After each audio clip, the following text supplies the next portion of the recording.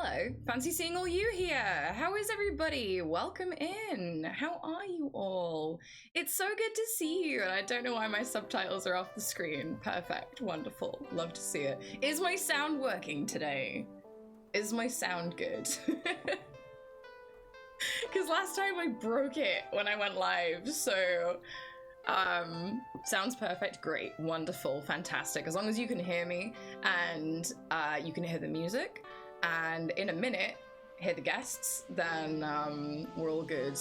Welcome in, folks. For those of you who don't know me, my name is Ellie. I use she, her pronouns. I am an It Gets Better project ambassador, and I run these wonderful panels every month to introduce folks to queer game devs and LGBTQIA plus game devs.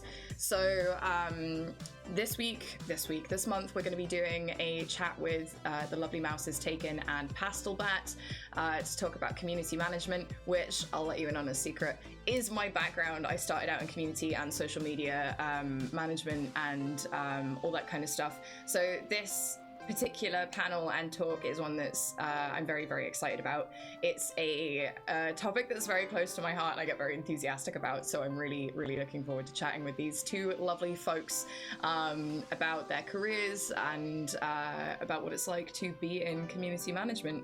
So yes. Hi Sulky, hi Penny, hi Keen, hi Green Dragon, hi Tess, hi Malice. Welcome in, folks. I hope you're all having a good day and you're all excited about this. So I will switch over in just a second. I'm just going to double check that they are both ready to go. Like I say, I'm super, super excited to chat to them both today. So yes, without further ado, let's introduce our lovely guests. Hello, lovely guests. Hi. Hi. I am joined today by the lovely Mouse and Pastel. They are both in community management and social media management and all that kind of lovely internet-based stuff for game devs, which is a really, really important job. It's one that is often overlooked and gets a lot of flack from people just in general, but it's such a nuanced, fantastic, wonderfully rewarding role. And I'm super stoked to talk to you both today about what you do and how much you like it and how you got into it and all that kind of stuff. So I guess it would be lovely if you'd both introduce yourselves and let people know your pronouns, like where you work, what your job title is, all that kind of stuff. And if you want to go into your kind of identity a little bit too, that's totally fine as well. So Mouse, would you like to kick us off? So hi, I'm Mouse, and I use they, them pronouns. I'm a non-binary, asexual, panromantic community manager for a studio in the UK called Bonsai Collective. So Bonsai Collective have just announced their first published game? First game? Yeah. Literally yesterday. Super, super exciting. So congratulations. Thank you. It's called Lunar Abyss. Go and check it out. Pastel, do you wanna also say hi? Hi, I'm Pastel. I my pronouns are they, them. No, they, she. Sometimes they, them. I'm in the process of deciding what I want to be called. And I am non-binary, I'm pan, and I am just completely here. I am a community manager at Rock Digital, a little indie studio, although I don't think we can call ourselves little anymore in the UK. And we've got a game coming out soon called Brewmaster later on this year, and that's my current focus. But yeah.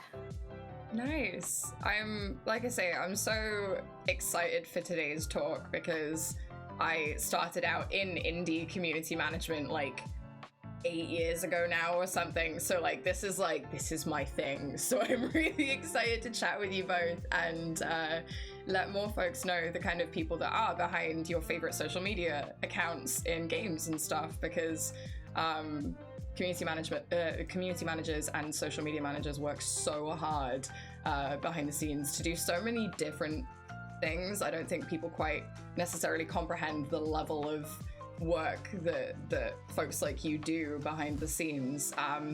Pastel, do you want to like talk us through what sort of things you get up to on a daily basis? Like, what does your particular role entail as far as community management is concerned? Okay, so we were a small team. We were 3 people. Now we've just got our 4th, and we're getting a 5th person soon. So we're slowly expanding our community, our marketing team. But me personally, I am like the face of the company. Like, not my actual. Well, I mean, I do try to put my face everywhere because it's a great face. But I am in control of like the socials, the Twitter, Facebook, TikTok, YouTube, basically anything that players get in contact with us, emails. What else do I do? There's some forums, you know, like when everyone complains on like forums and Reddit are the worst places. I've actually met some really lovely people on there. So I disagree with some people. I'm like, actually, there's sometimes they're really lovely, and you know, I get it. Like, people can be mad about a game and about a certain situation, but you just need to talk to them, and they normally calm down really quickly and they're really nice. So yeah, I do all of that. See, I am forum literally management used to be the bane of my existence, so like I absolutely love forums. Like, I'm like, well, let me get in there. And they're like tapping away. Because we also at Oroch, we port games as well as make our own. So I look after the games that we port. So when I'm on their forums, I'm like, oh yeah, we can totally help with that. Like, obviously, if we can, I'm not going to lie to them and say that I'm going to do something that I can't. But like making sure that they're getting the best interaction and the games are getting happily developed at a speed, and we're not forgetting things, and comments aren't getting missed, because it's really easily, especially through like if there's loads of negative comments, like there might be one really nice comment in between, and it'd be like, hey, by the way, there's just this language issue in another in Spanish, and can you just look at it? But we've just got like a spew of hate because, I don't know, maybe a UX thing is broken. But as long as we saw that and we're able to fix both parts of it, most people are really happy about it. So that's me, basically. So you're like the overseer of all the different platforms then? Yeah, literally every platform is me. Everything is like, basically everything is me. I'm like, I've dipped my fingers in everything, and I'm just here like, I've got like 3 screens up, and everyone's like, oh my god, how are you? Like, super panicked. And I'm like, I'm not panicked. I just chill, take a breather when needed, and then, you know, try and communicate the best to our players, like especially our Discord. I love making like a nice, loving talk. I think today I was telling them about how I was cold and how I'm always under a blanket, but now I've got a fan on because I'm hot. I think one of the best things about community management is, like you say, you get to know the community, you get to know the fans, you get to know the people who are regular players and stuff, and that is part of the joy of the job, is meeting those people and like hearing actual, like you say, constructive feedback for things in amongst all of the nonsense that goes on. Yeah. But yeah, are you more involved in like the actual like drafting the social media content? Do you like write newsletters and stuff? Because I know that that's a huge part for some community managers, but in indie it's like a toss-up, isn't it? I actually do them all. So I do monthly newsletter. I plan all our socials. I work with our marketing managers, so like Malice in chat, that's my colleague. That's the only reason why they're here. I'm joking. So we work together, and like on Brewmaster, we were both working together to create newsletters and create the Steam post. But yeah, pretty much like everything is me So I have, it sounds like it's a lot, which it probably is, and I just don't process it well. But I'm like, I love it. Like, please don't take it off me. Like, I want all this contact with people. Like, they didn't know this, but they're like making my day, like, no matter what. So I don't care. I love that. Mouse, is it similar for you? Do you handle like everything? Are you assigned to like certain platforms? Like what is your kind of like day-to-day on the job? So I am a wonderful team of one. So it's all me. We mostly focus on Twitter, but now that we've obviously announced our game, we're putting some focus into just like Steam updates and Reddit and TikTok and everything, and it's all me. So I do all of the community management stuff with the Discord, all of the social media stuff. I dabble in some of the marketing stuff. I dabble in some of the PR stuff. We have a PR company that we're working with for our game. But I still kind of proof and approve drafts of things. So yeah, I wear a lot of hats. And like Pascal said, it's probably a lot, but I really enjoy it, so I don't want to give any of it up. And I also so I'm a disabled gamer, and I'm very passionate about accessibility, so I also contribute to the accessibility of our game. I'm just like, give me all of the tasks, I will do them.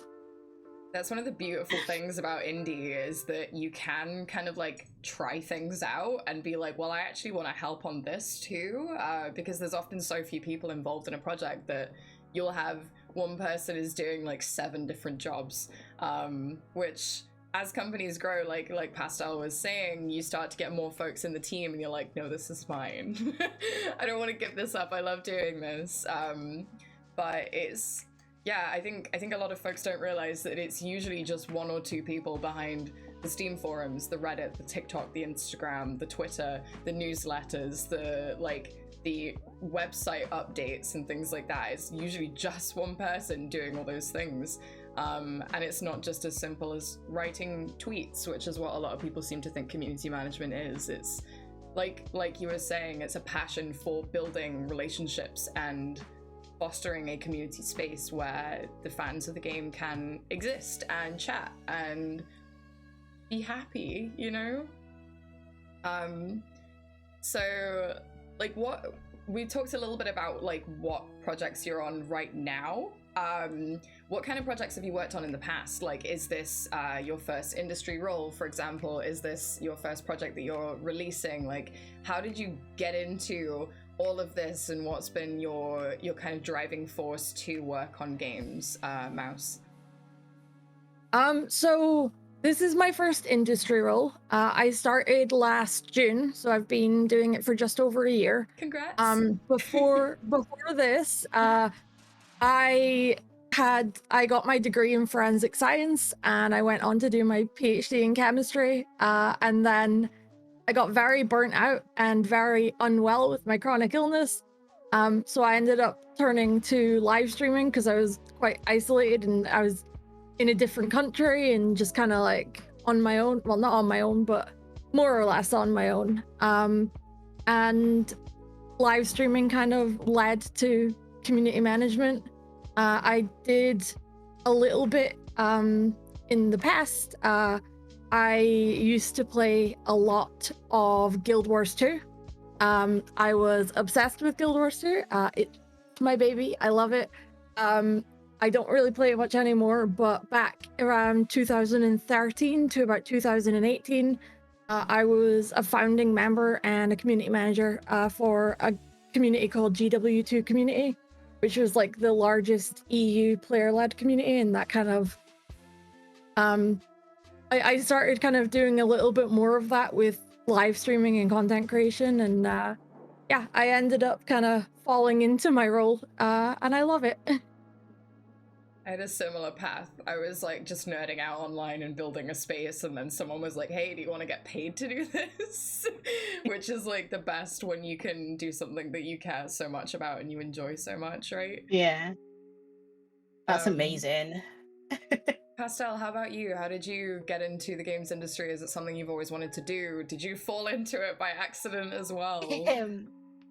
So I have very strict parents who wanted the strict education line. So I went, school, uni, did my degree in science. Then from there went on to teaching.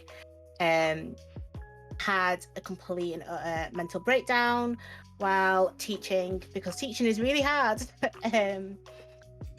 But it also, while I was there, it made me realize that I loved the community aspect of schools, if that makes sense. So I love being able, so I still worked in schools. I stopped teaching, but then I went on to be like admin assistant and help out in schools in other ways. And I had so much more, I found it so much more enjoyable, even though like I had my breakdown, because I was able to like interact a lot more with the students and help them a lot more with their like what they need and what they want. Like, so even if, so say it was really simple things like, hey, they were really struggling and they just wanted someone to talk to, like I was there for them, and I loved that aspect.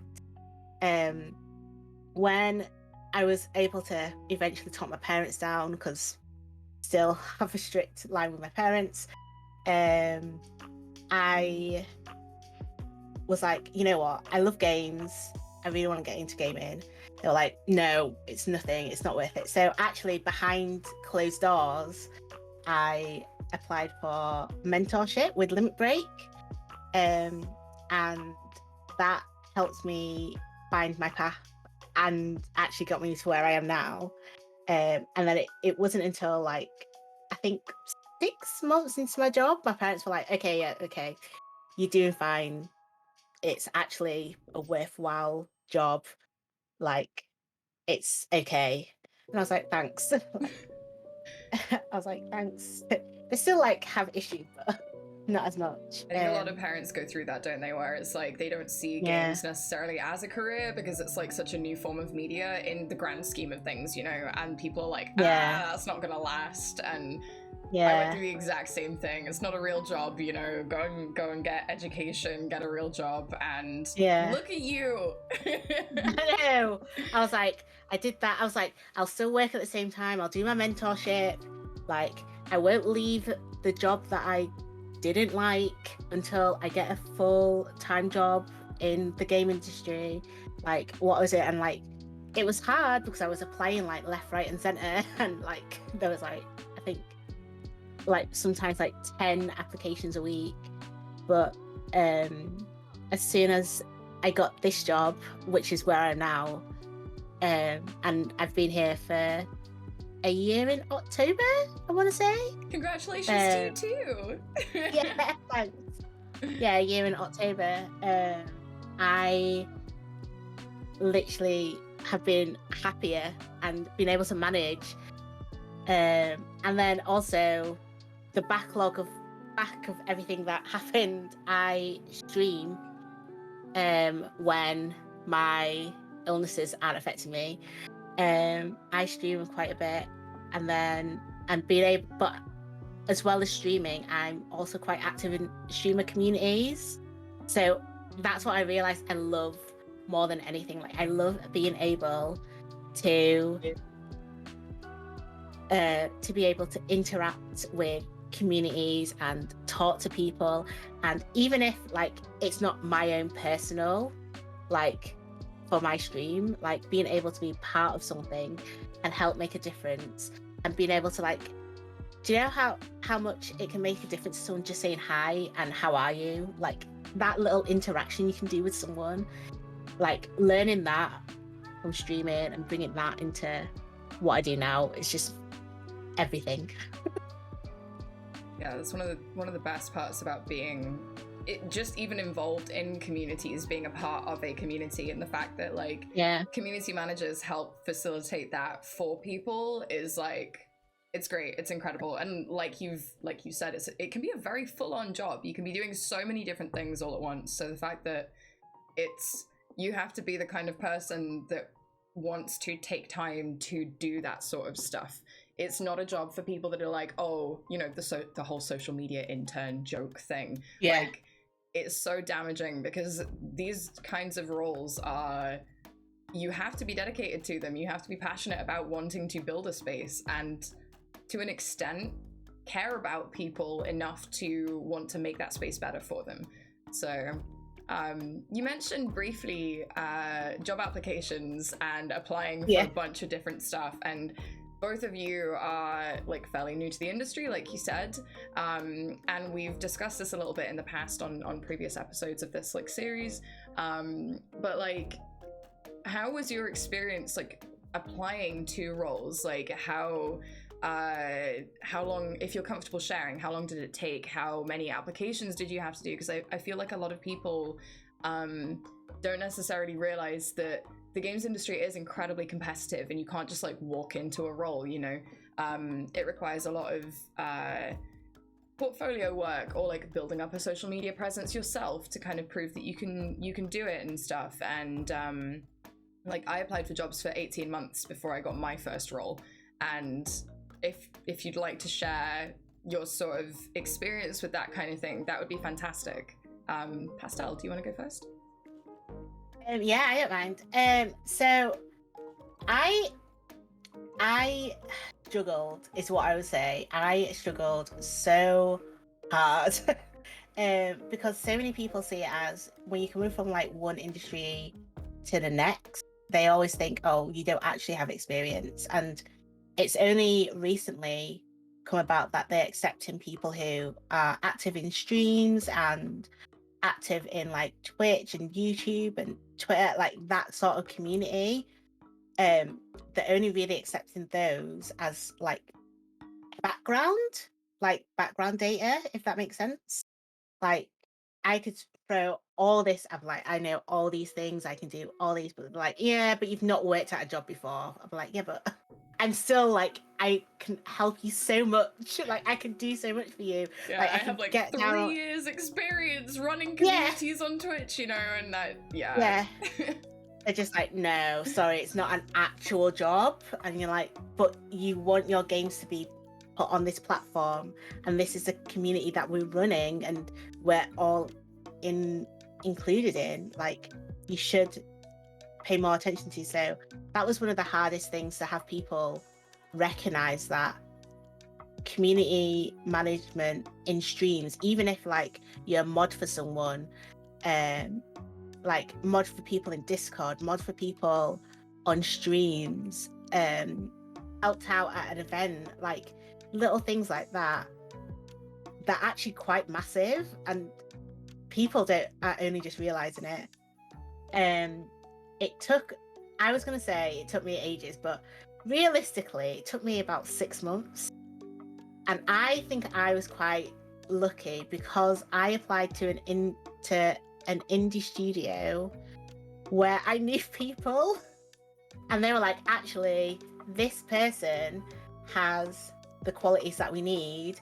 Yeah, it doesn't show that they don't have the experience for the jobs, but this is actually what we need. And having them have the faith in me to like hire me like meant so much, and have the people behind me be like, you know what, actually they can do it. Like, I have complete and utter faith in them. Like, it helps me a lot. But before I knew about that job, I was applying about 10 applications a week, and it was draining and soul destroying, especially when sometimes you don't get a reply, for some to say that like you're not accepted, or like you just left in the lurch. But it was a lot, but it kept pushing me, because I just thought, if they don't want me, there's a better studio out there that does. Yeah, that's the kind of And that was my mentality to mindset. have, isn't it? Yeah, it took a while to get to that mentality, but that's what I have for myself, and that's what I tell everyone. I'm like, if you don't get accepted, that's fine. Just know that there's something better for you along the way. Like, definitely something better. How about you, Mouse? How was your experience? Like, you mentioned being like a community leader previously, so you had some of that experience that Pastel was talking about, with it being like not a job, but it's still very much applicable experience. Like, how did you find the whole process of applying for jobs in the industry? So I actually got very, very lucky. I think it only took me about 2 months to get my job. But most of that is not because of me. I applied for an internship with Future Friend Games, which is like games marketing. Most people probably know who they are. And I didn't get the internship, but I did respond to the email and ask for feedback. And because of that, Paul Naden, who works there, spent like hours helping me go through like how to frame my skills in interviews, so that people kind of knew that I knew what I was talking about. And I will say as well, he mentioned like the reason that they didn't pick me for the internship is because it was a marketing internship, and they really felt that I wanted to be in community management, which I did. So yeah, they were really, really, really awesome bunch. Paul spent hours like doing test interviews and helping me with my CV. So I got very lucky with that. I interviewed for a few places, and it kind of came down to wanting to be in one of two. One was a studio called Far From Home Games in Poland. They're releasing a survival game called Forever Skies this year, which I'm very hyped for. And the other one was Bonsai. And I ended up at Bonsai, which I'm very happy with. And when I interviewed, it turned out that I already knew the production director, Holly, because if anyone knows, I know Ellie knows the Pandemonium, Yes. the wonderful Pan who runs the Through Our Eyes streams.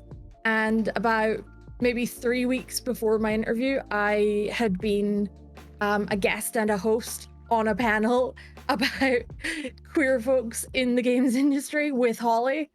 So I think I got very lucky overall, and it ended up being kind of a very wholesome experience.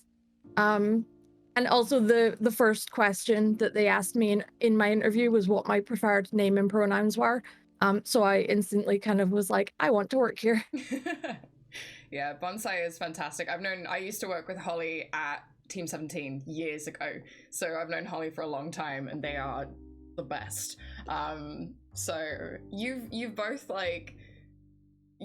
mentioned like luck coming into it and luck factoring into being able to get a role, but I think it's like important to touch on the fact that getting a role in anywhere, in any industry really, but in particular in the games industry, is not so much about like just what you know or just who you know. It's a mixture of like networking, making actual genuine connections with people, like you say, like being on panels with people, like actually talking to folks and building some semblance of a relationship and rapport with people, and having those connections combined with your skills and how to frame your skills, and then also a little sprinkling of luck, because like it's not necessarily about, like I say, who you know or what you know. It's the combination of it all and your determination and drive. And luck, yeah, it factors in, but you've both clearly worked very hard to put your best foot forward and find places that care about you and that you also care about in return, and spaces that you want to be in.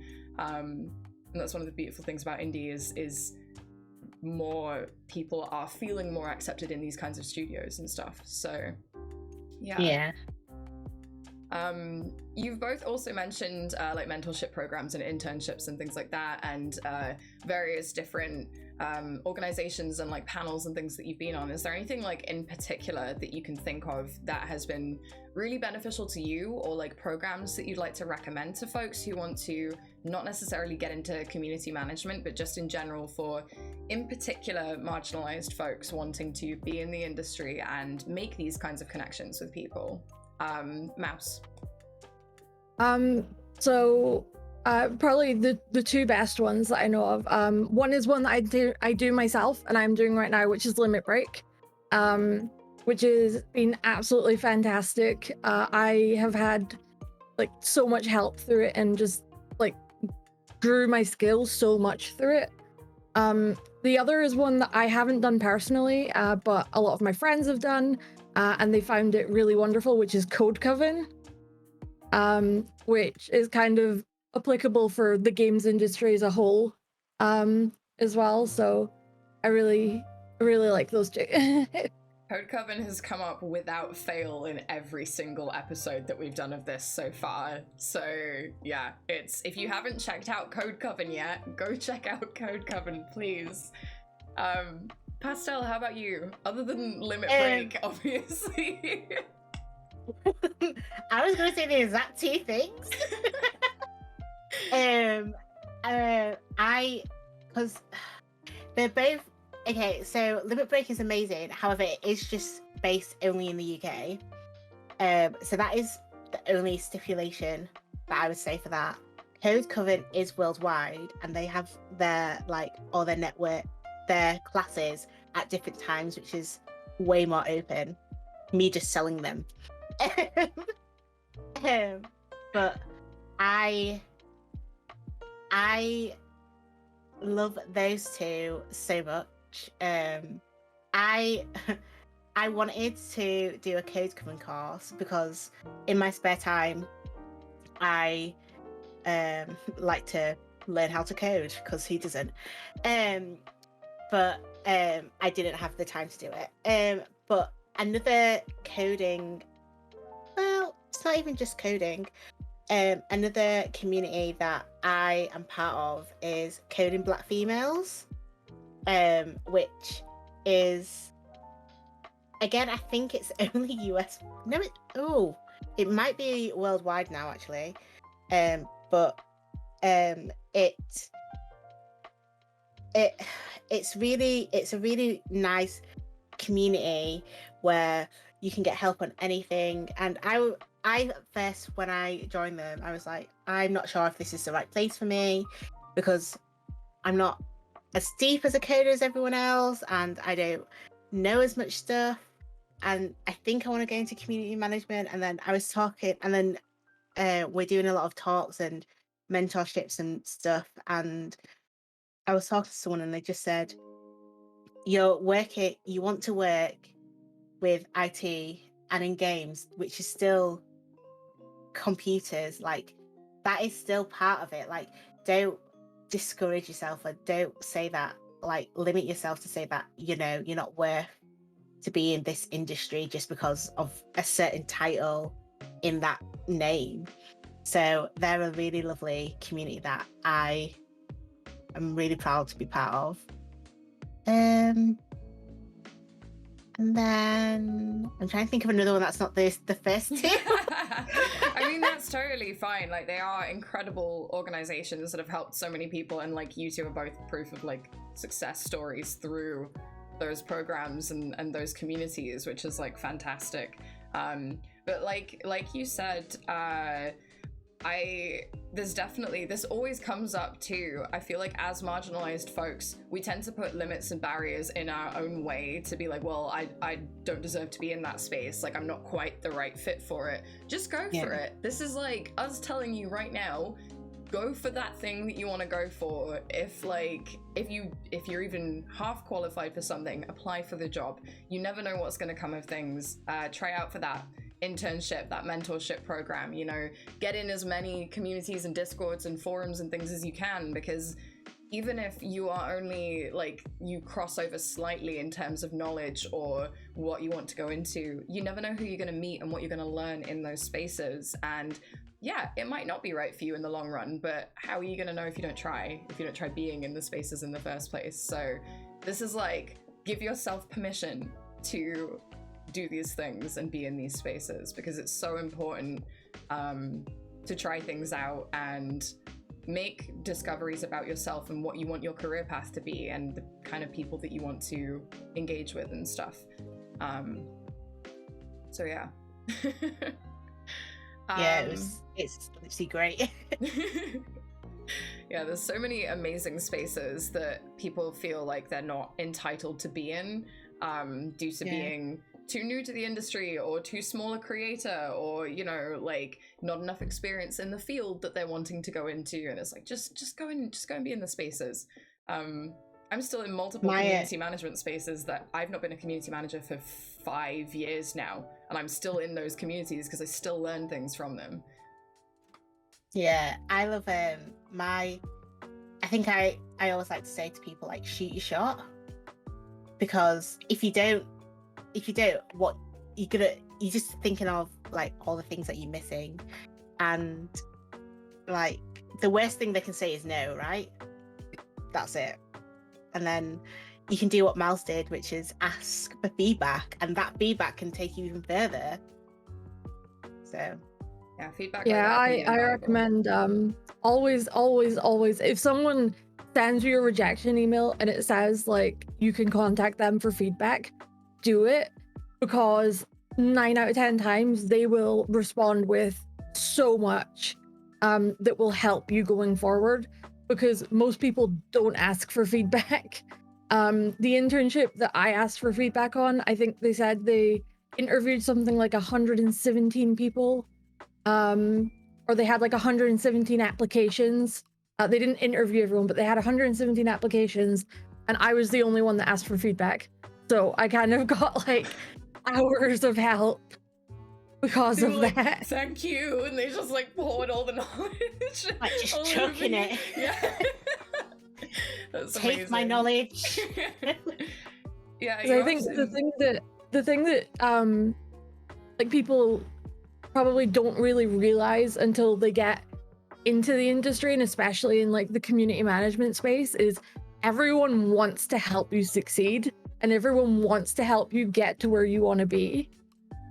Yeah, and if people don't want that, they're not worth wasting your time on, quite frankly. There's so many people in the games industry that this always comes up as well. Like, the games industry is slowly diversifying. We're slowly getting more and more people that have this whole wealth of different experiences.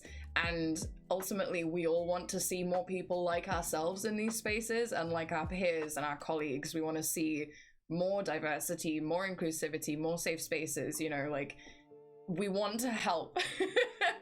Which is why these programs, the mentorship programs and things are great, and reaching out for feedback is great, because we want to see people succeed, and we don't want people to feel like they don't have a place in the industry.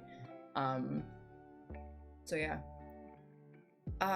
Do you have any advice in particular for folks who not necessarily want to go into community management, but it can be specifically for community management? Do you have any advice for younger folks who are maybe feeling out if they want to be in the games industry, who are currently applying for jobs, who are wanting to study like game-related topics in college and stuff? Do you have any words of wisdom for budding game devs or new game devs or new folks in the industry? Mouse. I guess just, you won't know until you actually try. And if you don't know that you want to do it and you want to try it out before you commit to an entire university course or something like that on it, there's a lot of free resources out there. There's a lot of like things on YouTube. If you're thinking about community management, there are community managers like Victoria Tran, who writes a lot of information and a lot of like educational content about community management. And basically just the information is out there for free, and just seek it out because it will help you make your decision for the most part. Yeah, that's fantastic. I hadn't even thought about that, like the free resources and stuff. Like, it kind of goes back to the whole we want to help, right? There's so much available to let folks know the ins and outs of the roles and like what kind of skills you're gonna need and stuff. So do seek it out. You do have to work and you do have to like get that knowledge to be able to get your foot in the door. If you don't have any I don't want to say like tangible experience, but tangible experience, you know, if you're in the streaming space, how can you translate that to work experience that people are going to take notice of? And there's so much available for that online, like how to do that. Pastel, how about you? Any words of wisdom from you? I tell people that about Unity, because Unity have free courses online. So if you ever wanted to know how to like make a game and all this and get a little bit more into the information, Unity have tons of free online courses. And Coding Bootcamp as well, if you're new to coding, that is a great website, so much resources. But the reason I like Unity, because again in my spare time I just like to randomly do stuff, they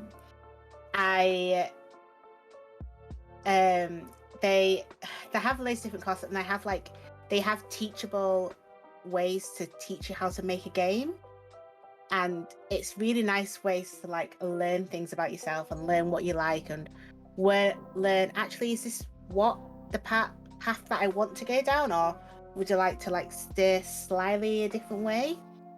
They also do a like parent and child course, which I think is really cute. And things like that is like open and available for everyone. And I think having like those resources, but they're not so openly spoke about, like having people made aware of it is the key thing that's missing basically. What else would I say? I would also say if you're in college or anything, like if you love a game, like try and see what is it about that game that you love. Like for me, I love Destiny wholeheartedly. I will do anything do about Destiny. You cannot make me shut up about Destiny. But like, and that's when I was like, that's the community that I first jumped into, because I was like, these are the people. But like, don't just jump into like someone's community because you know they've got massive numbers and you're like, actually I want to do like community manager and I want to know about this. Jump into someone's community who actually you feel safe around and who you're able to talk to and able to interact with, because those are probably the best communities for you to learn and hound your skills as well. So those are my 2 advice, is what I would say. I think that was 2, maybe 3, I'm not quite sure. It was a bunch of great advice. yeah I'm gonna say 2. Yeah, it's funny that you say about like joining communities that are something that you actually care about, because it's very, very obvious when somebody is joining something to try and get a foot in the door or just to kind of ladder climb. My very first industry job, I'd been applying for jobs for like 18 months or whatever. And I was a massive, massive Oddworld fan, like Abe's Odyssey. I loved it so much. And I actually met the devs at a convention and nerded out at them aggressively for like 90 minutes. And then like a month later, they were like, hey, you have a bit of a social media following and you're clearly an engaged member of the community. We'd like to pay you to do what you're doing. It was like that level of they do not discount your experience in a community that you care about. Basically, you never know what kind of doors it's going to open, and like the kind of experience and people that you will meet and things in that space. Like, just be passionate, and that is, you're halfway there at that point. So also sorry, you go. I was just gonna say, I also would give a big shout out to Into Games. You can find them on Twitter at Into Games HQ, I believe, and they have a Discord server. They run a lot of where you'll get like a creative brief and then you can make your own entry and put it in. And they also do a lot of portfolio reviews, which so you'll get help from industry professionals in what you need to do to get your portfolio where you want it to be. And yeah, they do a lot of awesome events and stuff. That's amazing. I didn't even realize that was a resource. Like, yeah, that kind of stuff is so cool. Yeah, I was gonna say, now that conventions are opening back up, a lot of devs are starting to go to places. So being able to, although I will hold my hand up, I have social anxiety, so I'm not forcing anyone to say this is the one thing that you should do. But like, feel free to go along, pop along, like speak to them about the up and coming games. Like, you can find out so many new games without realizing, and speak to the people behind the games as well, which is quite rare because a lot of people, apart from the community managers, are quite shy.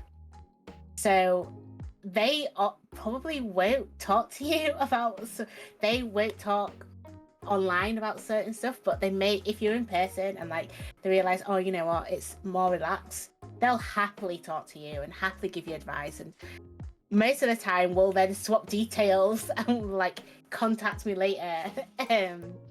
So conventions is the last place that I would say, you know, that you should, if you can, go and see how it is, even if it's just to like watch some talks. Some of the talks, they're like, I'm trying to think of the last one that I went to.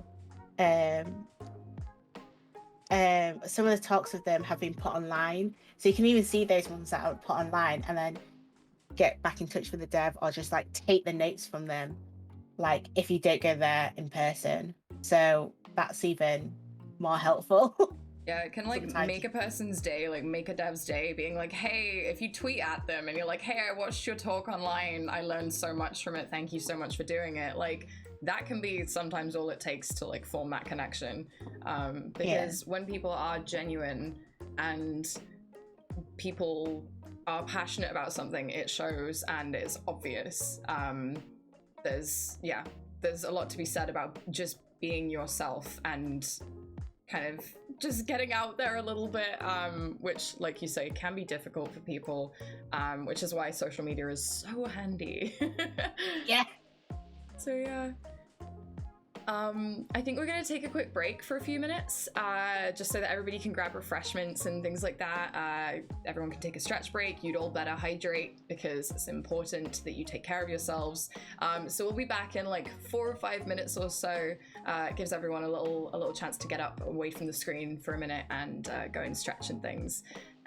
So yes, I will see you all in a few minutes time.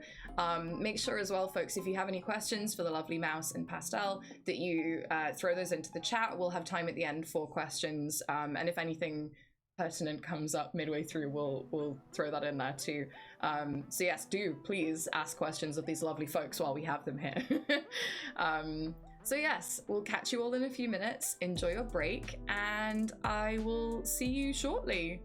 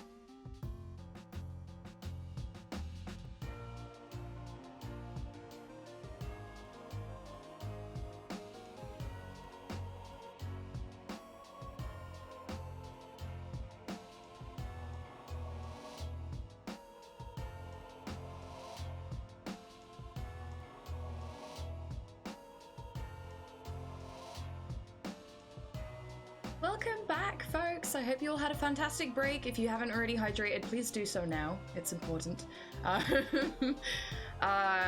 We'll get straight back into it, I guess. I'm super excited to talk a little bit more about what it's like to be a part of diverse teams and like how having marginalized folks involved in projects and in game dev is making the projects better, you know? So like Mouse, you mentioned earlier like working with Holly and working with Bonsai and stuff. Like, how has being on a diverse team and an inclusive team improved your work life and like uplifted and empowered you as a community manager and as a human being just in general?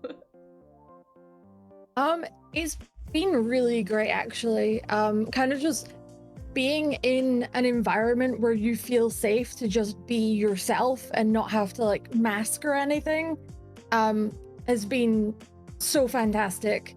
Bonsai has like a pretty gender non-conforming team.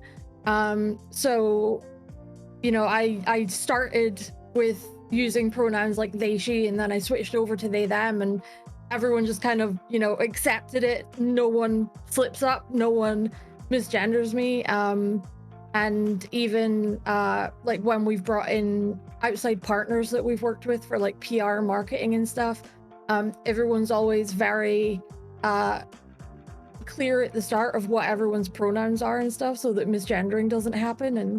And yeah, it's just been like, obviously I come from like an academic background, and it's very different, and it's very kind of you know, you don't really get to just kind of be yourself because you're in a lab with people who are part of your team but are also like competing against you essentially.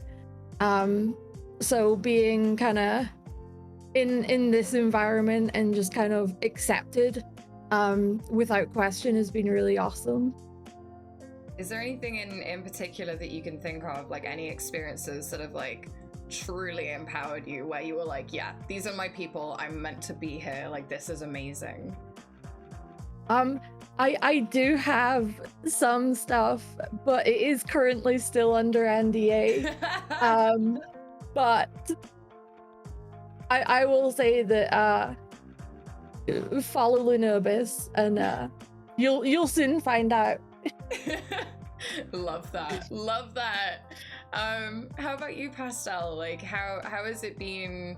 Like, how have you been empowered as a community manager and like just in your day-to-day work? Like, has there been anything within your team or any experiences in particular that you've been like, yeah, this is great, this is the best? Well, actually, so I was pretty hidden until I got into the game industry, and like my studio, because my studio is so open about things and like they're so accepting, I was actually like, one day I just went, I think I want to be, I remember saying to like my colleagues, like, I think I'm just non-binary, and they're like, oh yeah, that's fine. I was like, oh, thanks. Like, you know, when like you had that massive panic. Because I haven't told anyone before, like I hadn't spoken about it, and I was just so like, I think I am. And they were like, yeah, that's fine, that's cool. They're like, and I was like, I think I want to change my pronouns as well from like she, her to they, she. And they're like, that's fine, let us know what you want to be called. And the fact that we got it put on all our email signatures so that when we're emailing external, they know that.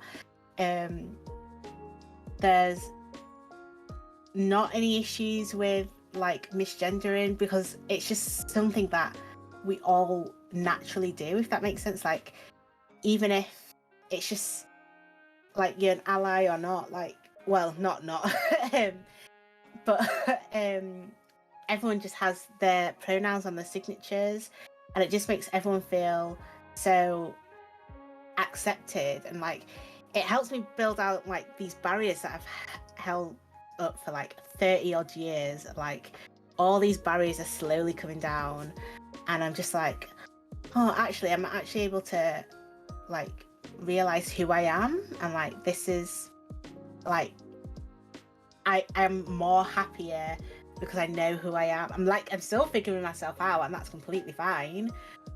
But being able to like not think that, you know, I had to be one way or nothing, like meant the world to me, and like I will literally never forget that at work. I love that you have that environment where you can just express yourself freely in a professional setting, which is not super common, like in general, but I love that the games industry is becoming a space where people can do that, and it's fine, you know? So it's great that you had that. Yeah, one thing that I don't think I've mentioned yet.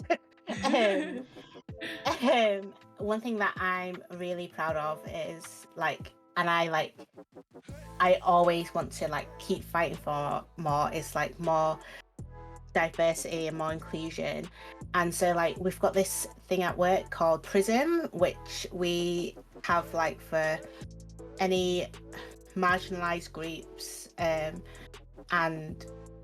it's just a way where, because even though we're part of, I'm at a Rock Digital, we're part of like a bigger family, which is Sumo, and so we have all of that. We can all come together and talk and be like, hey, like let's discuss, I'm feeling like this, and like we have such an open discussion, like we're working together to try and change some policies that are around the company as a whole, which is absolutely massive, like a massive company like that. And we're just there chilling going, hey, shall we just like make everyone use pronouns like to make it more acceptable, and do things where what else, like give sign language courses to people if they want to learn them. That's one of the things that we're wanting to do. We're thinking of ways to bring consultancies in, so that for those people who, because not every company will have it's not up to the diverse folk to be able to tell you how to do that game. So we're fighting to bring in consultancies for more people, so that people are able to have that more relaxed nature, I think. Because if everyone came to me for a black queer character, I'd be like, that's too much, hands off. But if we can bring in a consultancy, it's a lot easier for people to, you know, talk to. And I think it also opens up the floor a lot more, because realizing that they're not directly hitting at one person. So being able to have that open discussion at work is amazing. And I am so grateful, basically, for the fact that this is now, I want to say just a thing at my workplace, but I think it's become more of a thing at games. And like, especially the games that I'm interested in, if that makes sense.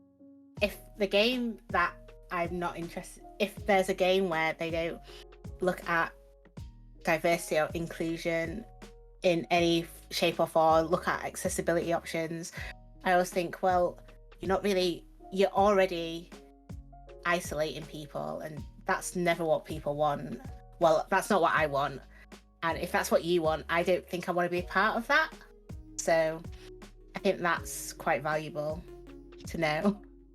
Yeah, there's a lot of emphasis placed on marginalized folks to do the work, and it's amazing that you're like pushing for that and kind of spearheading it and being like, actually, no, I don't want to be that person, but I will give you the resources to learn how to do it for everybody. Like, yeah, it sucks that so much emphasis is placed on the folks who are marginalized to educate about marginalization, and that should not be the case. So don't be afraid to stand up for yourself in that situation too. Like, people who are wanting to go into games, like I mean, I've been in a meeting where I've said that's none of my business, I'm not qualified to speak on that, go ask someone who is. Like, you don't have to extend your emotional and mental bandwidth to cater to people when there is so many resources available, and you can just say like, go and hire somebody, pay somebody to do this. It's not my job. So yeah, you heard it here first, folks. Pastel is going to change the industry. Yeah, sorry, that's just my tagline. One step at a time, you got this.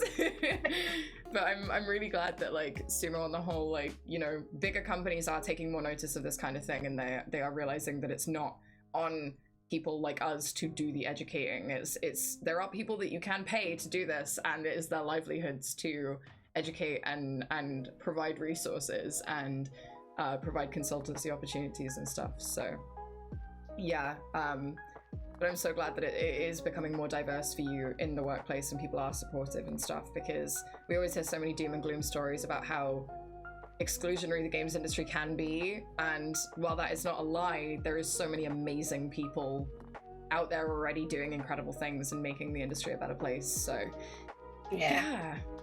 I'm not sure where to go from here, quite honestly.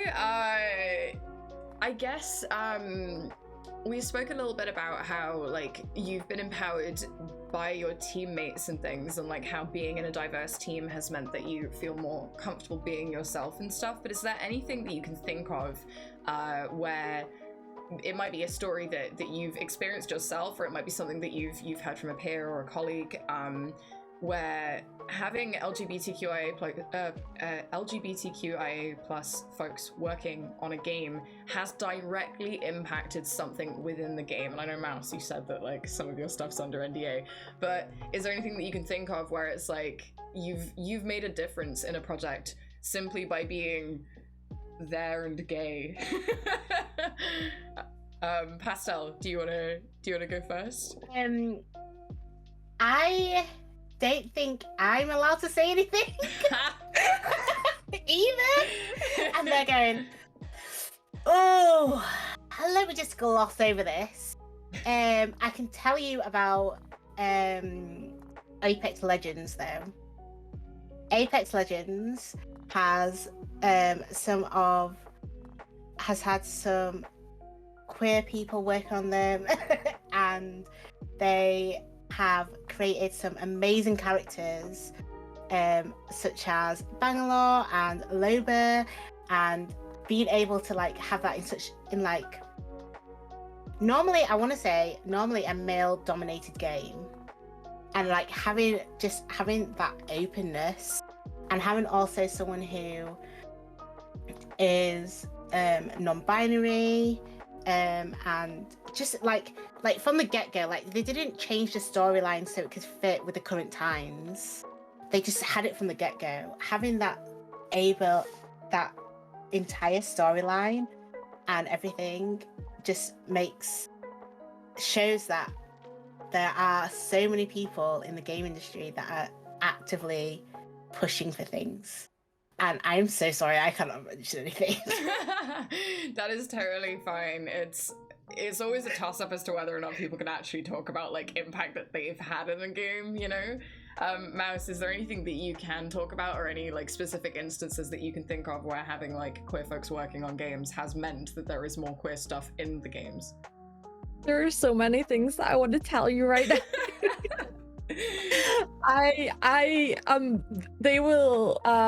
They will lock me up and throw away the key and only give me access to work social media if I say anything.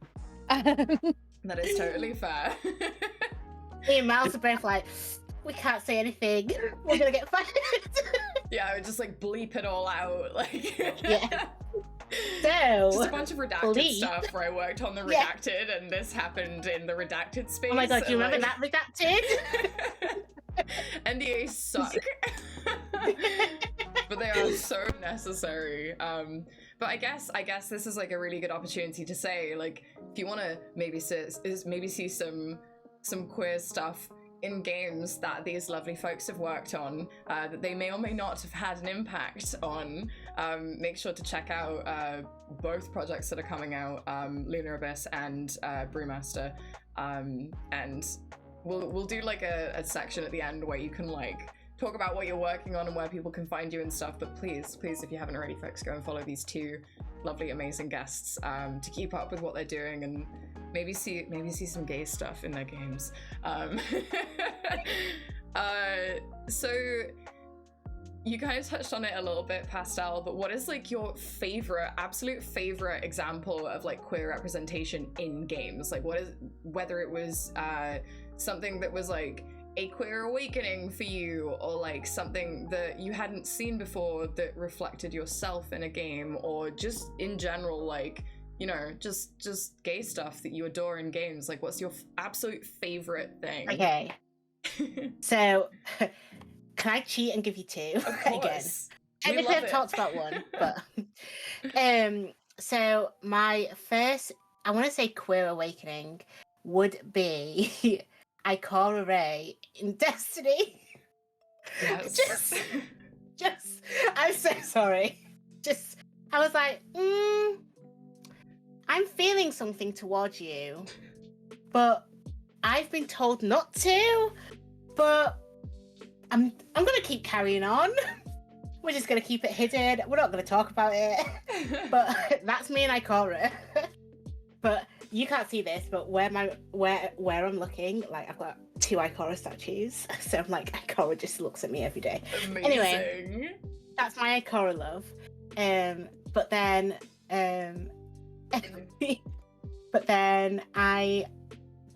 literally, because I love shooters, I would say again Apex, because of how they've just opened the door and like made it so it's just like, I know people will say, oh, we're just playing the game and we're looking at so-and-so's ability, but you've got so many queer characters in that game that you're just there like, I'm there like, I want to see the lore on it, because they bring out stories. I'm there like reading it. And I'm fully into the relationship drama, and I love Apex and what they did with it, because it just made it so much more open and accessible for people who want it, if that makes sense. And like, I was able to see myself in Bangalore, being able to see a black gay character, and I was like, you're me, I'm you, hello. Like, and then being in love with Loba, because I love Loba, but then Loba went and cheated on me, but we're not going to talk about that. we're not gonna bring those emotions back. But like, having like that whole thing, like, it's just, and like at the age of 30 as well, being able, well, I'm over 30, but like having that whole spectrum, yeah, I'm just gonna pretend I know my age. That whole spectrum there, I'm just there like, this is fantastic and amazing, and I love it, and I'm so grateful for it in a shooter. Like, you don't find it in like shooters. Most shooters are male dominated, or it's like the woman is a medic, or she has like left the family. There's never anything like this deep and amazing, and that's me.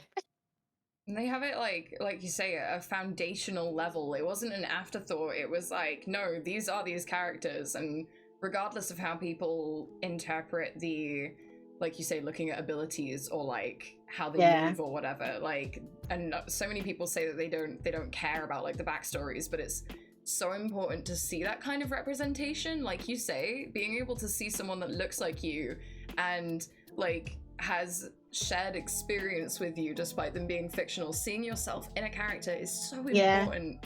And the fact that they were like, yeah, we're just gonna do that, just, you know, it's not a big deal, we'll just put it in there, and that's who they are. And the fact that they keep building on it is incredible. So yeah, that's amazing. I love it.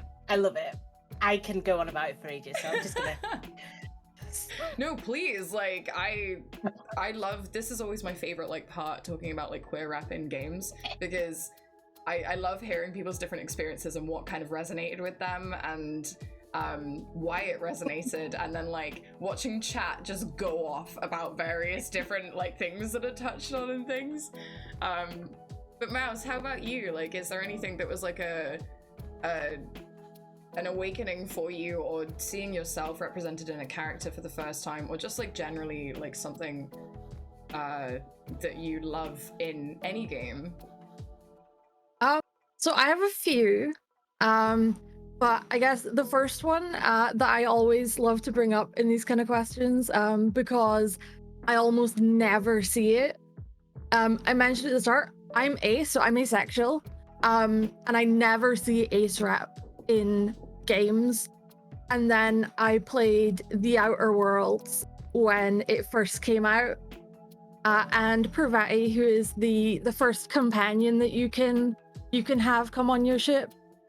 There's just a moment in it where it's mentioned quite casually, and it's just kind of like it doesn't impact the story, but it's just kind of like her normal. And that was, the first time I had ever seen asexuality represented in games, and it's also the first time I think that I'd seen it represented, I guess, like accurately and positively, because before that, all of my representation of it was on things like House, where it's seen as something to be fixed, and it is not. It's just like who I am, and yeah, the Parvati will always be like in my heart. I love her so much. And I guess the other one is probably the Life is Strange games, and especially True Colors, because I love Alex Chen so much, and I love Steph Gringish so much.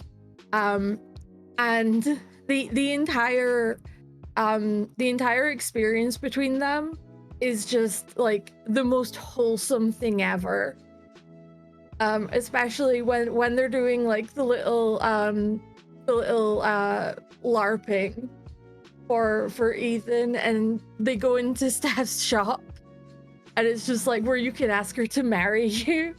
And it's the cutest thing ever. I love it so much. Life is Strange always gets brought up because those games are so gay and it's incredible. And if you haven't played them, what on earth are you doing? Go and play the Don't Nod, like, story-driven games, because yeah, they have such amazing representation, and the character's queerness is not used in a negative way or against them or as a pain point. It's just who they are. And there's so many elements of choice as well. Like you say, you can ask for their hand in marriage kind of thing, as like, but also if you're not into that sort of thing, that's totally fine too. You can opt out of it. But I brought this up on a previous episode, but like Life is Strange, the original one, was my gay awakening. That was my like, oh, actually, I don't want to smooch the boy. I want to smooch Chloe. Like, let's just do this. I will do anything for you, my queen, kind of thing. So yeah, I love that Life is Strange has provided that for so many people. That experience and the joy that you can get in those games is phenomenal. But yeah. I like the fact that every Pride, Life is Strange is free. I think that is amazing. Like the fact that they're like, hey, it is Pride Month, we're giving away this game for free. Like, here you go. And I love that. Like the fact that they know it can be people's awakenings. Yeah. They know it can be for everyone.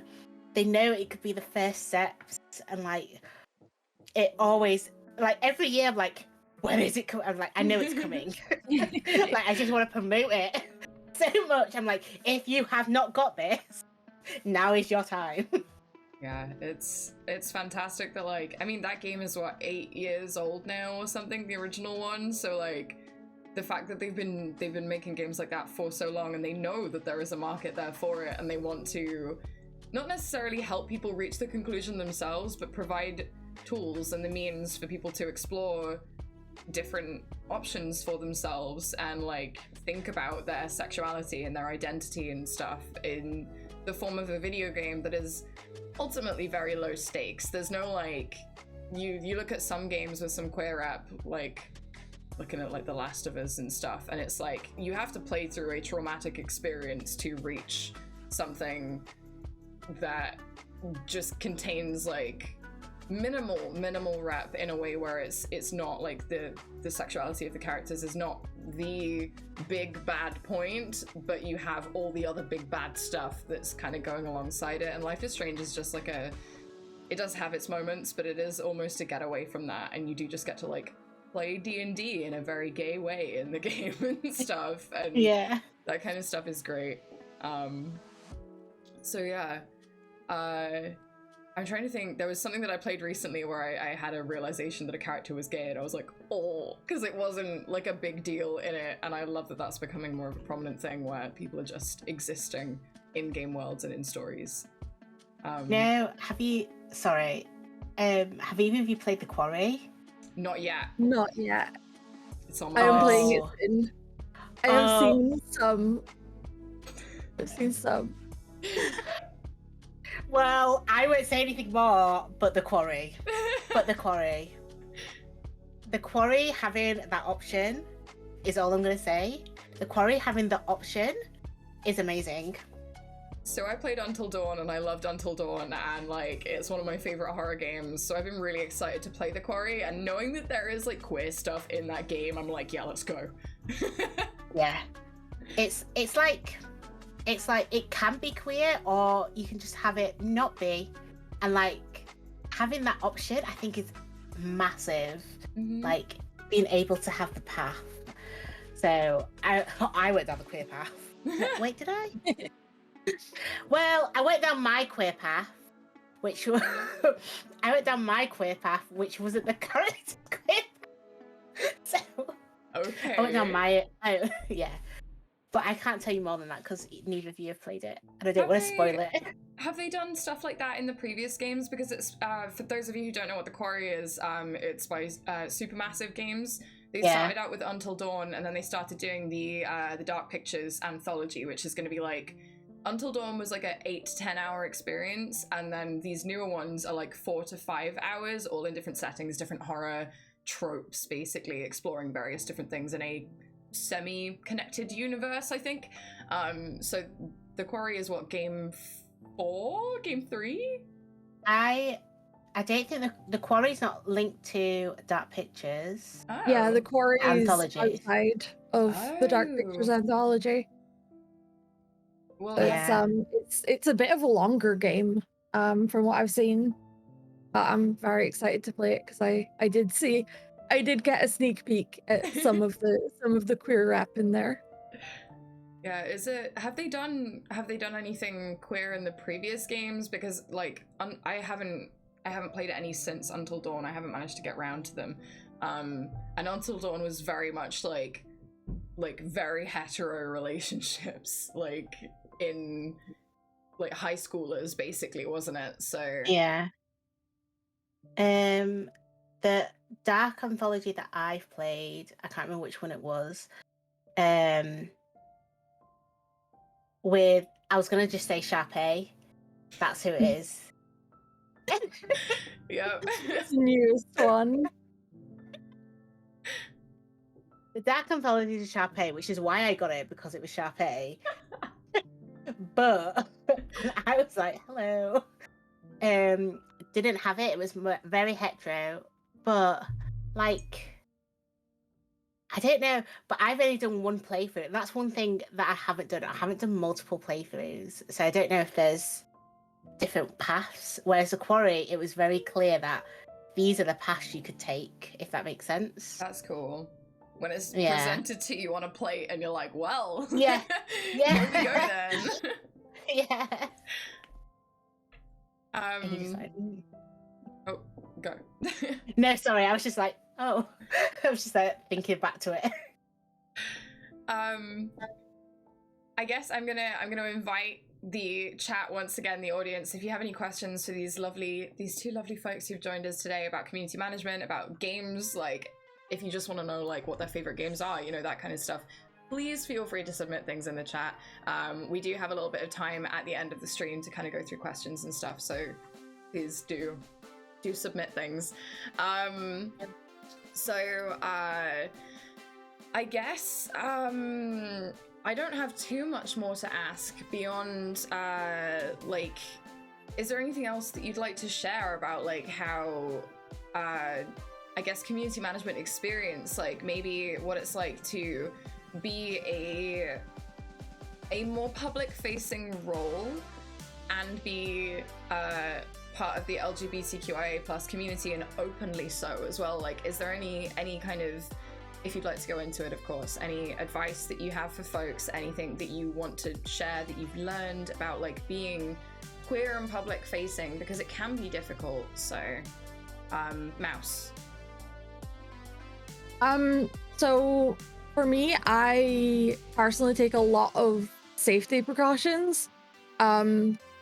And my work has been really good about that.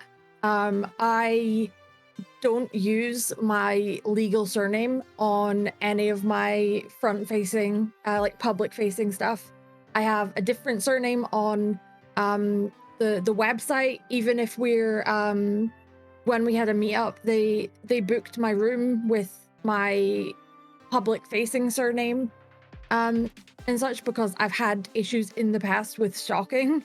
So I kind of learned how to keep myself safe while still being able to be public-facing and part of the community and open about it. But yeah, I would say there are a lot of resources out there on keeping yourself safe. Not just your physical self, but your mental self.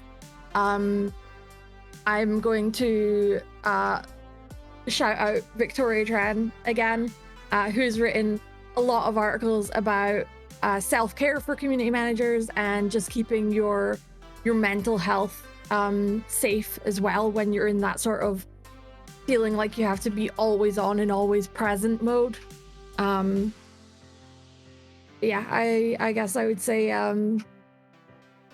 it's important that we just kind of keep ourselves safe and don't let the trolls get through. Yeah, it's incredibly important to take care of yourself. Especially just in general, being a public face is difficult when you are representing a brand, you know. I would like to also shout out, I know, Pastel, you've done this course, but there's a community managers like mental health first aid course that you can do through Safe in Our World. Safe in Our World. Yeah. I had a complete just brain blank then. But I'm a patron for them, and I've been encouraging streamers to, and like community managers, more people to take this course, because not only does it teach you how to deal with community members that are potentially having like mental health crisis, it teaches you how to take care of yourself through that too. And a lot of people, again, put that barrier in the way of like, oh, well, I'm not a community manager, I can't take that. But if you are in any online space and responsible for people in any way, you can do it, and you should do it if you can, because it's been invaluable to me with simply encouraging me to reestablish my boundaries online. Because when you are public facing, like you say, you're on 24/7, you're expected to be there all the time for the community. And it was very reaffirming to hear from professionals, no, you do not need to do that. You do need to take care of yourself. Especially as a marginalized person, we get more discrimination and more hate directed towards us, and it can be draining, and you do need to look after yourself. So yes, I would highly recommend that. Anyway, Pastel. I was gonna say I would also definitely, because I think that's how we met, isn't it? Mm-hmm. I signed up for the course before I had the job, and I messaged them and I just said, hey, I really want to be a community manager. I technically do not have a job yet in community manager, but this course looks amazing and I think it'll be essential. And they were like, yeah, come along. And I was like, thank you. So that's how I basically got onto, I will always say mental health first for everyone. I am probably, to say about creating boundaries, I have a separate, I like to sign off dead on 5 o'clock. Well, like, okay, maybe like one thing needs to go after, but like pretty much dead on 5 o'clock, I will sign out. And that means I will close down the web applications. So even though it's on Chrome, I just set up a new Chrome user, and that Chrome user for work, Chrome user for when I'm at home, Chrome user for streaming, like a different Chrome user helps me manage things so much better, because I'm like, right, okay, I don't want to deal with, this is my work bubble. I'm not in my work bubble right now. I don't need to think about my work bubble right now, and it's just off. One thing that I plan to do is with like Discord, they have set up so you can switch accounts easier. So being in a lot of Discords and talking for like work, I love it. I happily love it. And because we have communities all over the world, and I know they mean the great, they will ping you at any time of the day. And they don't get upset that you don't respond.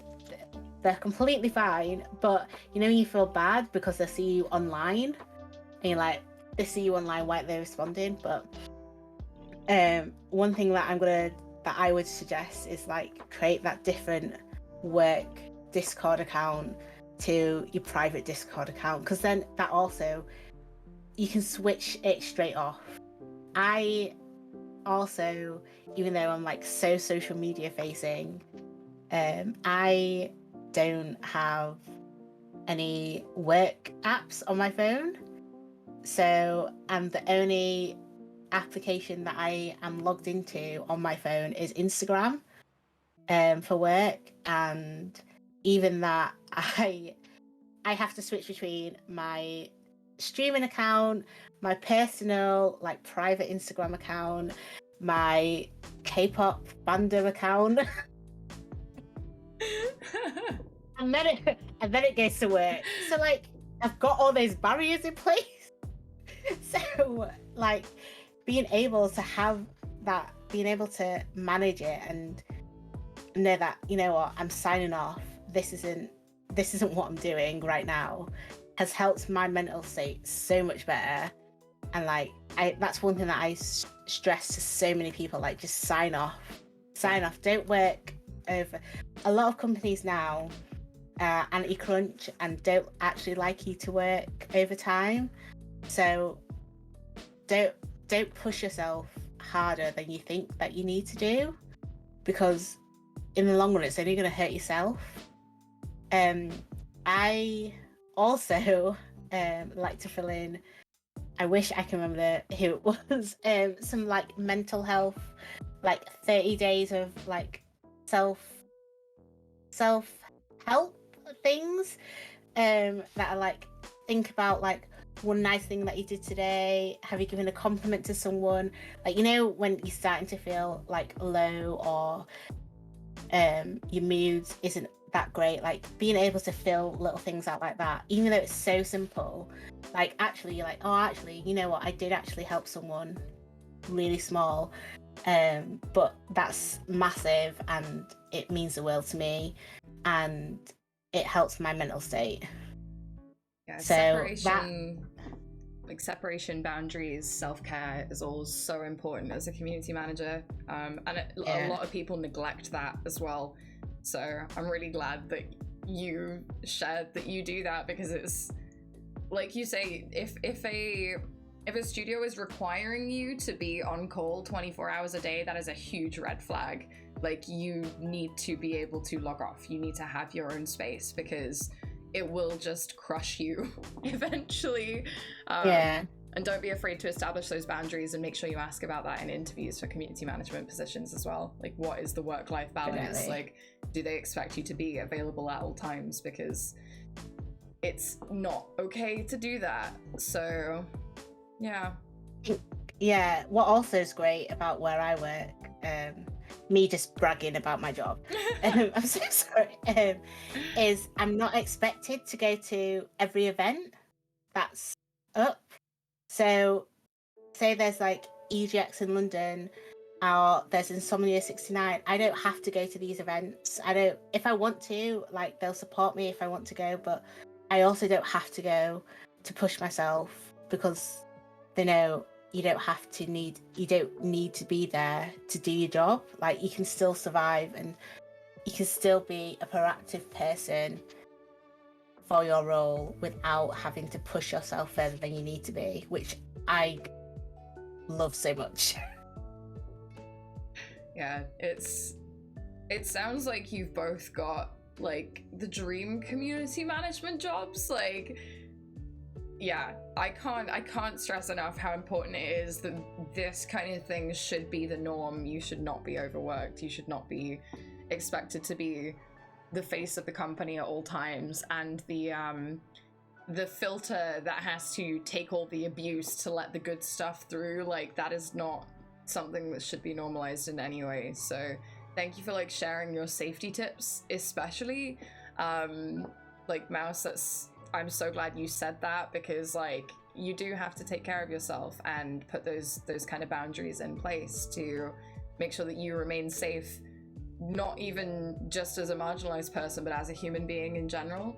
And I feel like as streamers in particular, we take a lot of that for granted, like that knowledge of how to protect yourself, and many folks going into games and stuff don't necessarily realize that people treat game devs like celebrities and have these weird parasocial relationships with people. So it is super important to use an alias if you want. Like, don't tell people where you're from necessarily, and take care of yourself in terms of like your mental health too. So yeah. Do either of you have anything that you would like to chat about before we finish up at all? Whether it's we'll have the opportunity for you to like let people know where they can find you and things like that, but is there anything else that you'd like to share today before we get to that?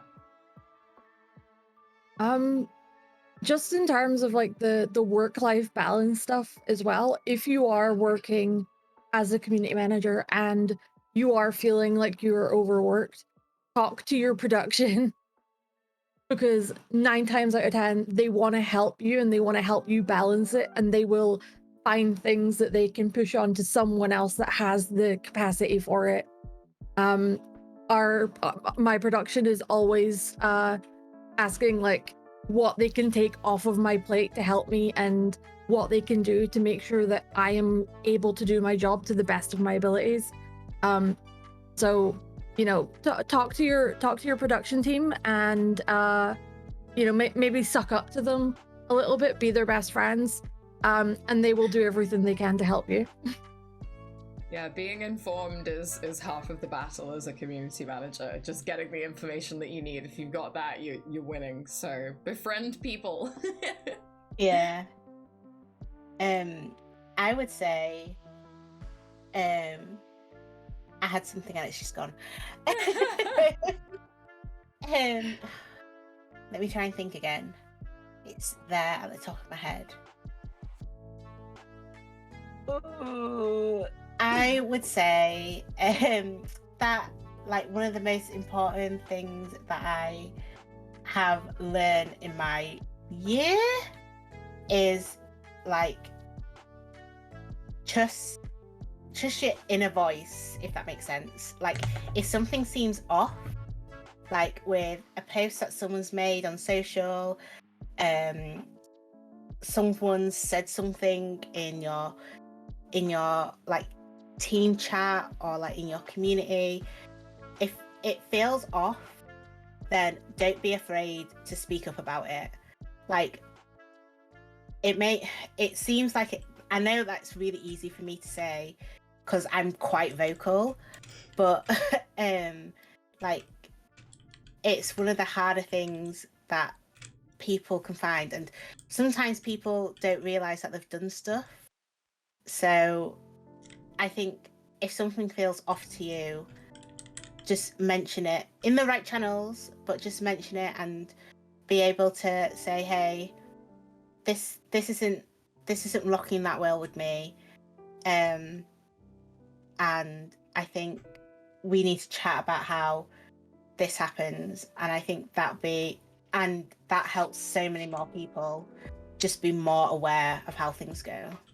Yeah, it kind of all ties back into that whole like taking your mental health seriously, right? If anything is not sitting right with you, you don't have to like suffer in silence with it. Like, you might be the manager of that thing, but that doesn't mean you have to deal with it on your own. And it's important to flag things as and when they come up.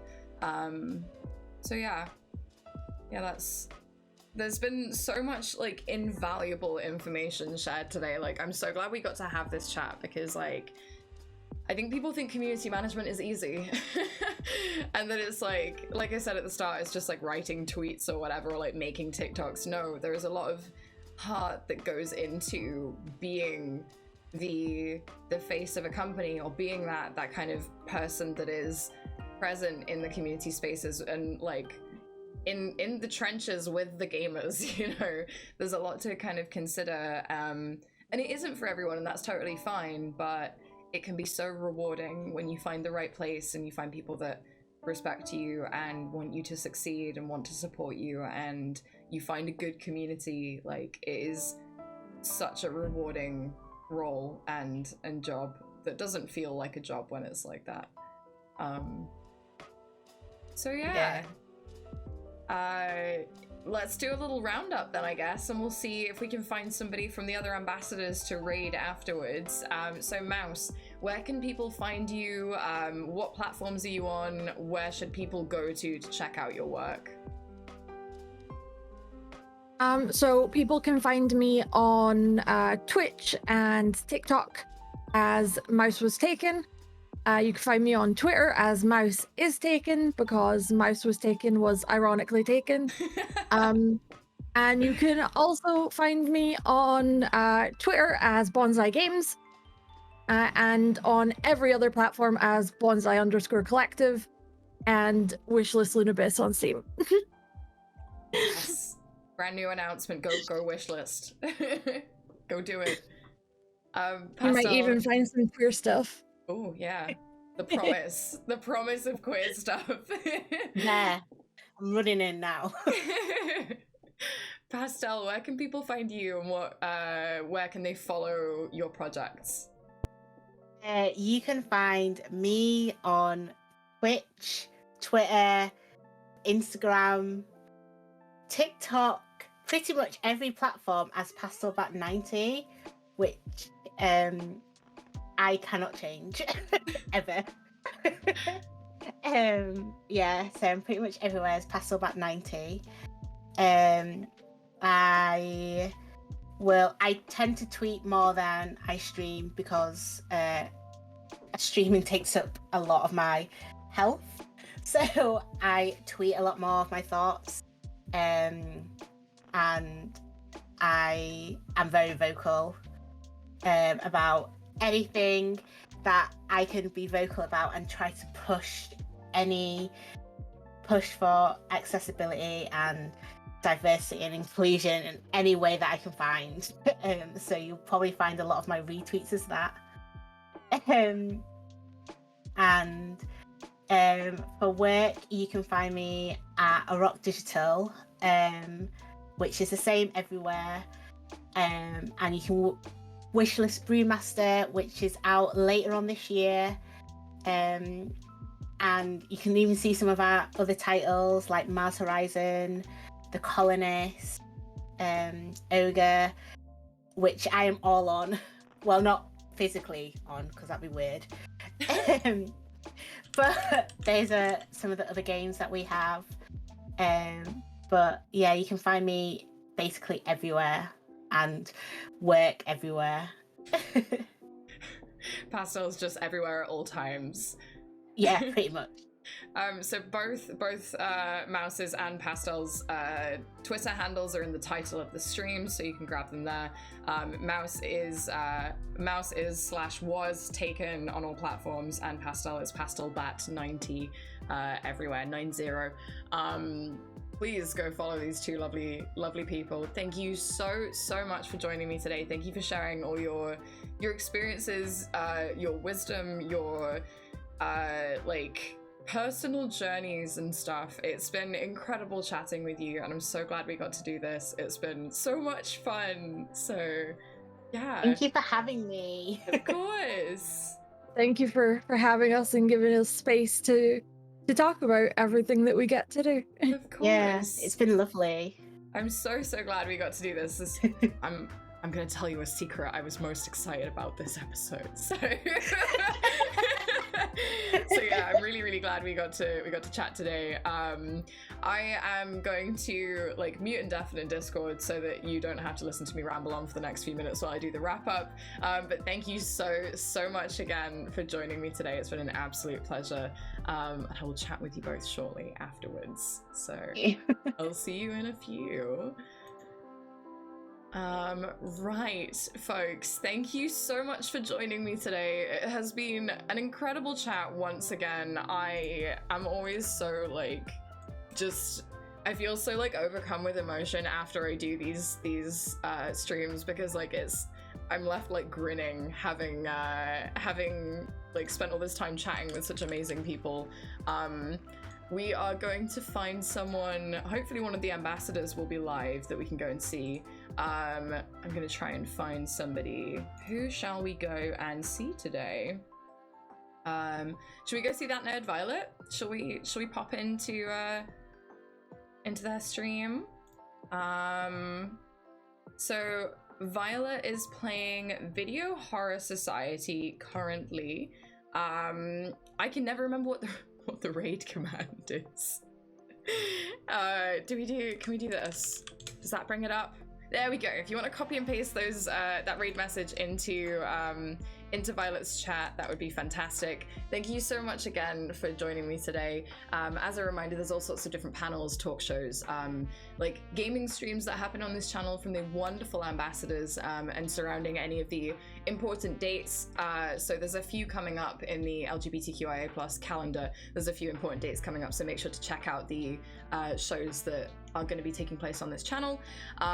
Yes, please copy and paste those raid messages into Violet's chat when we get in there. That would be fantastic. I'm going to set up the raid. Once again, thank you for joining me today. It has been an absolute pleasure. I'm so glad we got to do this, and I got to have such an amazing chat with Pastel and Mouse. Once again, follow them if you haven't already. They are fantastic. And yeah, I will see you next month for a chat with some lovely video game writers who just all happen to be bisexual. So that's going to be an amazing episode. I can't wait. It's going to be so much fun. So yes, the next talk is on narrative and narrative design and writing for video games, and that will be late September, so keep an eye out for that. I will catch you all soon. Thank you so much again for joining me. It's been an absolute pleasure as always. Take care of yourselves, make sure to hydrate and look after your brains and your bodies, and I will see you all soon.